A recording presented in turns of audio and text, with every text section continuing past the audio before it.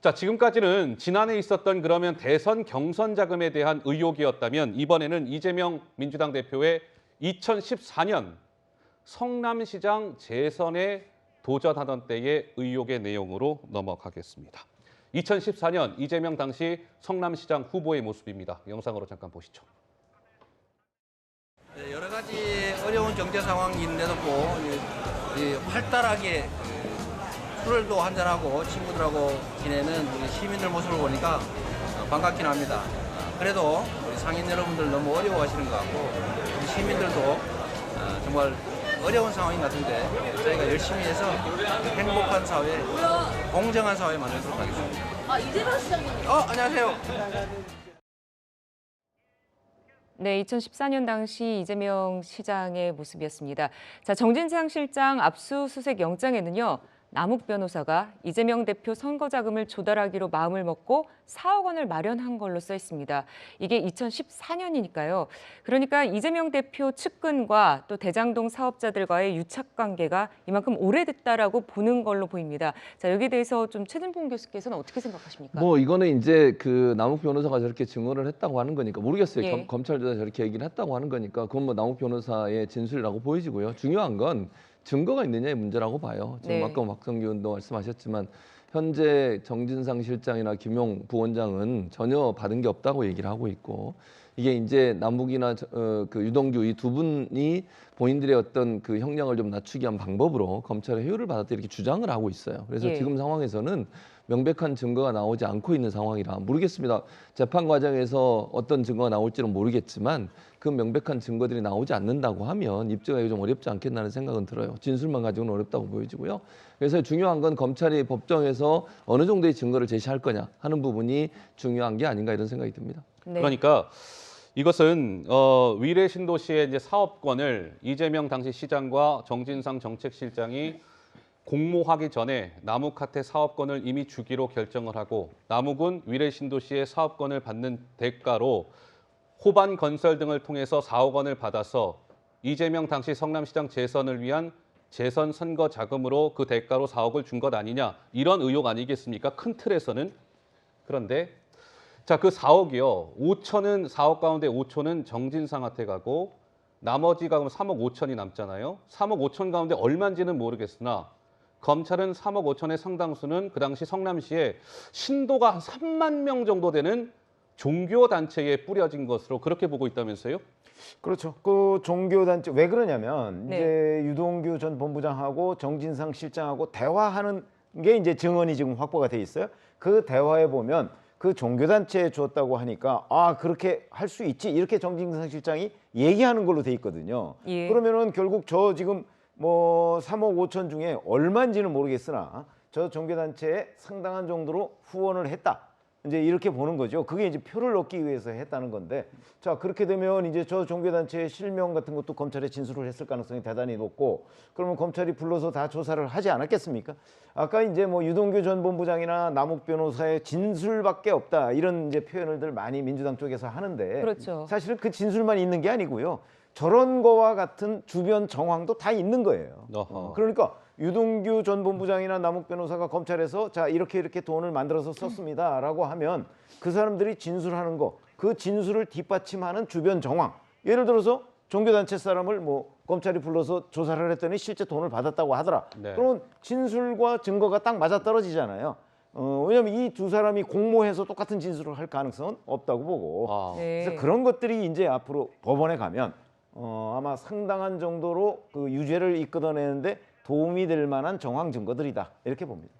네, 또 주목할 부분은요. 김용 부원장의 공소장과 정진상 대표의 압수수색 영장 두 곳에 이재명 대표의 이름이 150번 넘게 등장한다는 겁니다. 저렇게나 많이 등장합니까? 네, 그렇죠. 김용 부원장의 공소장에는 57차례, 그리고 정진상 실장의 압수수색 영장에는 102번 나오는 걸로 알려졌는데요. 그렇다면 검찰은 이재명 대표와 정진상 실장을 정치적 공동체로 보고 있는 게 아니냐 이런 의문도 있습니다. 자, 정미경 최고께서는 어떻게 보십니까? 그건 수사하는 사람들 입장에서는 당연한 예. 게 왜 그러냐면요. 지금 정진상 실장은 그 당시에 이제 위례 신도시라든지 대장동 때 그 결정에 아주 그 중요한 역할을 했던 사람들이에요. 예를 네. 들면 네. 그 위례 신도시 사업이요. 사업자 선정을 공고 내기 이전에 이미 다 정해놓고 하는 겁니다. 공고 내기 사흘 전에 네, 이미 다 정해놨어요. 네. 남욱을 낙점을 했죠. 예, 그러면 남욱에게 그거를 다 사업자 선정해 주기로 하고 이 작업은 쇼하는 거죠. 그냥 나머지 그 절차들은. 그러면 그 대가로 뭐를 줬냐고요, 남욱이. 그러면 결과적으로 그 대가로 4억을 줍니다. 그러면 사업자 선정 과정에서 정진상 그다음에 이재명 당시 시장이 오케이를 안 해주면 사업자 선정이 안 되는 겁니다. 그렇죠. 그러면 결국 그 돈은 누구한테 가느냐? 정진상, 이재명한테 갈 거라는 걸 뻔히 그냥 상식적으로 그냥 예측이 되는 거잖아요. 예. 그러면 검찰의 수사는 당연히 돈의 흐름을 봅니다.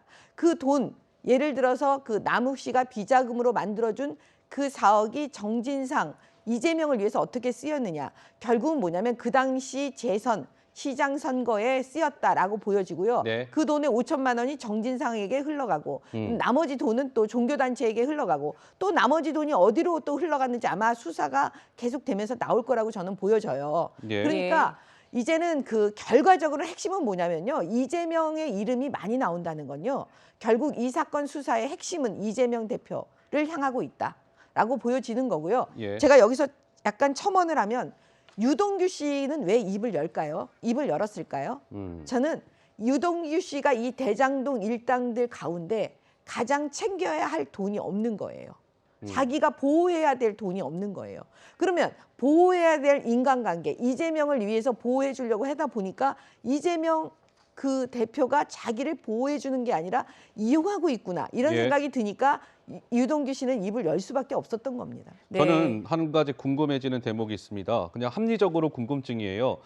김용, 그다음에 정진상 공소장에 이재명의 이름이 총 159차례 등장을 하는 것이고, 자, 정진상 정무조정실장이 받고 있는 혐의에 대한 그래픽을 한번 좀 봐주시죠. 꽤 많습니다. 그렇죠? 뇌물 1억 4천 받은 거 있고요. 부패방지법 위반 혐의도 받고 있고요. 부정처사 후 수뢰, 뇌물을 약속받기로 한 것 아니냐 이런 혐의도 있고, 성남FC 관련해서는 제3자 뇌물죄도 지금 혐의가 적용이 되어 있습니다.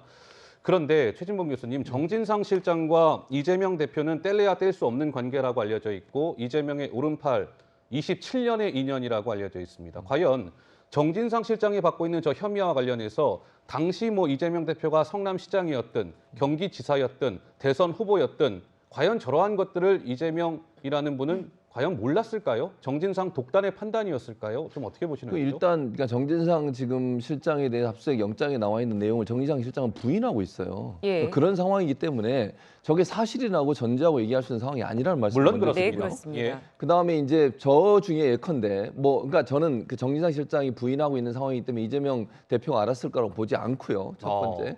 예. 두 번째는 이제 저 아까 그 부정 청탁 이거는 아마 그거 같아요. 술자리하고 뭐 술 먹고 이런 부분 문제 같은데 그건 잘 모르겠어요. 그거는 뭐 이제 본인들이 만나서 술을 먹을 수도 있을 거고 뭐 그럴 수도 있을 것 같은데 나머지 부분에 대해서는 정진상 실장이 전부 다 부인을 하고 있어요. 그래서 지금 상황에서는 유동규 씨는 그렇게 주장하고 있고 남욱 씨는 주장을 하고 있지만 정진상 실장이 부인하고 있는 상황이라 예. 지금 상황에서는 저게 사실이라고 전제할 수 없고 뭐 검찰 입장에서는 당연히 수사를 하고 기소를 하는 입장에서는 죄가 있다고 얘기할 수밖에 없는 거죠. 네. 또 그렇게 이제 법리적으로 그렇게 이제 검토를 할 것이고요. 이제 법정에서 이 문제는 다루지 않을 문제다. 지금 상황에서 양쪽이 너무 팽팽하게 부딪히고 있어서 그리고 또 검찰이 일반인한테 아직까지는 증거를 공개하지 않고 있어요. 예. 그런 상황이라면 우리가 어떤 판단을 할 수 없는 상황이다. 그래서 이거는 법정 가서 어떤 증거가 나오냐에 따라서 판가름이 날 거로 생각을 합니다. 네, 역시 말씀하신 것처럼 검찰 공소장과 또 영장 내용이기 때문에 재판의 결과가 나와봐야 확실히 알게 되는 건 맞습니다. 그렇죠. 예. 정진상 정무조정실장은 최근 주변 지인에게 이런 얘기도 했다고 합니다. 정진상 실장이요. 주변 네. 지인한테 정 실장이 구속 수사로 넘어가면 구속이 되면 단식을 하면서 구속이 되면 이제 당장에는 구치소에 머물게 될 텐데 단식을 하면서 아무 이야기도 하지 않을 것이라고 말했다. 네. 그러니까 지금 김용 부원장 같은 경우도 묵비권을 행사하면서 한마디도 안 하고 있다는 거 아니겠습니까? 정진상 실장도 묵비권을 행사할 것임을 강력하게 시사했습니다. 그러면서 박상규 의원님 단식 얘기까지 나왔어요. 단식은 전혀 다른 얘기가 됩니다. 왜냐하면 묵비권은 진술거부권은 피의자에게 보장돼 있는 당연한 헌법상의 권리이기 때문에 행사할 수 있죠. 다만 단식을 한다는 것은 여기에 정치적 프레임이 등장하게 된다는 거예요. 아, 네. 정치적 탄압이라는 거를 본인이 주장할 수 있는 가장 극단적인 방법은 본인이 안 먹는 겁니다. 지금 우리가 알고 있는 남아있는 단식의 기록이 여러 가지가 있습니다. 지울 승려가 뭐 엄청나게 길게 했고 등등이 있지만 김영삼 전 대통령이 26일을 단식한 게 한국 정치사의 기록으로 남아 있어요. 예. 사실은 물까지 안 먹게 되면은 이보다 단식의 그 견딜 수 있는 시간은 훨씬 짧아집니다. 따라서 정진상 실장이 과연 단식까지 돌입하게 되면 여기에는 이제 이 민주당이 지금 대기하고 있지 않습니까? 여기서 이제 정권 퇴진 운동이라든가 정치 탄압 프레임으로 이런 부분을 정진상 실장을 측면 지원하게 되는 빌미가 될 수 있어요. 과연 네. 그렇게 될 것인지는 좀 지켜봐야 되겠지만 정진상 실장의 구속은 만약에 실행이 된다면 예. 굉장히 다른 심각한 국면으로 접어드는 그런 계기가 되지 않을까 봅니다. 네. 근데 기본적으로 이제 단식이라는 거는 뭐 본인의 뭐 투쟁 방법의 하나의 그 방편이 될 수는 있겠죠. 그러나 이게 죄의 유무를 뭐 우리가 추정하거나 하는 거에 전혀 도움이 되는 방식은 아니에요. 그렇지 않습니까? 본인의 뭐 결기를 말할 수 있을지는 모르겠으나 본인이 묵비권을 행사하면서 단식을 한다고 해서 그럼 뭐 검찰이 뭐 풀어주거나 뭐 그렇게 할 수 있는 것도 아니고, 그다음에 무엇보다 중요한 거는 저렇게 하고 이제 나중에 법정에 가서 뭐 유무죄를 다투겠다 이거 아니겠습니까? 그러면 아까 잘 얘기하셨듯이 뭐 부패방지법 위반이나 뭐 이런 게 그냥 유동규 전 본부장이 뭐 어느 유흥주점에 가서 내가 정진상 실장과 뭐 몇백만 원어치 술을 뭐 수도 없이 먹었다 이거로 끝나는 게 아니고 아하, 예. 당장 검찰이 그 유흥주점 대표를 소환해서 조사를 했다는 거 아니겠습니까? 뭐 그렇다고 하던데요. 그렇죠. 그 유흥주점의 대표. 그러면 그 예. 유흥주점 대표가 얘기를 했을 거거든요. 어떤 형식으로든 뭐 정확하게 뭐 몇 월 며칠 날 와서 얼마 뭐 이런 거는 얘기를 안 했더라도 예. 적어도 그 자주 왔었다 하는 거, 그리고 그 계산을 누가 했다. 지금 남욱 변호사 얘기는 남욱 변호사가 거기다 돈을 맡겨놓고 그냥 사인만 하고 가면 다 결제를 했다는 거 아니겠습니까? 네. 그런 것까지를 본다면 지금 뭐 정진상 실장이 단식의 묵비권을 행사한다고 해서 이 죄가 없어지거나 그러는 게 아니라는 거죠. 그런 네. 점으로 본다면 저거는 뭐 그냥 본인이 그 뭐 좀 뭐 결백을 입증하는 그런 하나의 방편 정도에 불과한 것이지 예. 유무죄 여부하고는 아무 상관없고, 따라서 정치적 파장도 저는 그렇게 크지 않을 그렇지 것이다. 않을 것이다. 네, 이렇게 측근들에 대한 수사망이 좁혀오고 있는데 이재명 대표는 검찰 수사에 대해 이 모든 게 소설이라고 비판했습니다. 이 검찰의 창작 완성도가 매우 낮은 것 같습니다. 검찰이 훌륭한 소설가가 되기는 쉽지 않겠습니다. 이런 허무맹랑한 조작 조사하려고 대장동 특검을 거부하는 것이라는 생각이 듭니다. 이 조작 결국은 진실이 드러나게 됩니다. 이재명 구하기는 라이언 일병 구하기처럼 감동적인 스토리가 될 수 없습니다. 나중에 민주당은 천추의 한을 남기는 패착으로 될지 몰라요. 당당하게 사법당국의 수사에 응하고 네, 이재명 대표 반발과 이에 대한 여당의 비판을 들어봤는데 이재명 대표 검찰 수사에 대해서 소설, 조작이라는 단어를 사용하고 있습니다. 정미경 전 최고위원께 여쭤볼게요. 이 대표가 모두 부인하고 있는데 이 수사 과정에서 나온 정황과 증언, 증거가 되게 부족한 건가요? 아니 그렇지는 않습니다. 네. 지금 이재명 대표가 할 수 있는 건 부인하는 거 말고는 아마 없을 거예요. 뭐 인정을 여기서 하겠습니까? 무조건 부인하는 수밖에 없고, 그다음에 그 측근인 김용, 그다음에 정진상 이 두 분이 묵비권을 왜 행사하겠습니까? 지금 할 말이 사실 없는 거예요. 왜냐하면 유동규 한때 지금 도원 결의를 맺었던 사람들이에요. 그 내부 정보를 가장 많이 알고 있는 사람들이 지금 입을 열고 있고요. 구체적으로 돈을 만들어준 사람은 남욱 변호사인데 이 사람들이 다 입을 열고 있어요. 네. 근데 그 사람들 진술이 다 거짓말이다. 이렇게 돌리기에는 나중에 한계가 있지 않겠습니까? 그러면 사실 저는요. 그 묵비권이 처음에는 되게 좋아요. 그 피의자나 피고인들 입장에서 네. 처음엔 굉장히 좋다니까요. 근데 나중에 안 좋아지는 예, 근데 겁니까? 그게 안 좋아지는 예. 게 왜 그러냐면 이제 재판에 들어가서 나는 말하겠다. 보통 이렇게 얘기하잖아요. 수사 예. 단계에서 내가 묵비권을 행사하고. 근데 법정에서까지 가서 묵비권을 행사하면 그건 무조건 그냥 인정하는 거예요. 아, 네. 그러니까 끝까지 가지는 못합니다. 그 묵비권이라는 언젠가는 게. 말을 해야 된다. 네, 이거죠? 그러면 예. 결과적으로는 뭐냐면 변호인들이 선임이 되면서 법정에 가서 이제 말을 하기 시작하는데 사실 그때는 이미 늦었어요. 제가 볼 때는. 왜냐하면 너무나 많은 자료들이 나온 상태에서 판사들이 그 자료를 보고 재판을 하고 있기 때문에 예. 그거 일일이 자기네들이 그 반박을 하고 나가기가 그렇게 쉽지가 않기 때문에 제가 볼 때는 그 이재명 대표도 결과적으로는 그 수사를 받을 수밖에 없고요. 예. 저는 그 구속영장 청구를 검찰이 안 할 수가 없을 겁니다. 누구에 대해서요? 이재명 대표에 언제쯤 대해서요. 그러면 이재명 대표가 소환이 될 거라고 예측하십니까? 저는 1월 초쯤이라고 보여져요. 내년 1월 초쯤 네. 그럴 만한 이유가 있습니까? 왜냐하면 지금 수사의 속도를 보면 정진상 실장에 대해서 조금 있으면 구속영장 청구가 될 네. 거고요. 다음 주 초 정도로 예정이 되겠습니다. 그러면 이제 구속이 되면 그 다음에 한 연장해서 예. 한 2주 후에 기소가 된다고 치면 기소 이후에 이재명 대표를 저는 수사 이제 소환해 갖고 시작할 거라고 보여지거든요.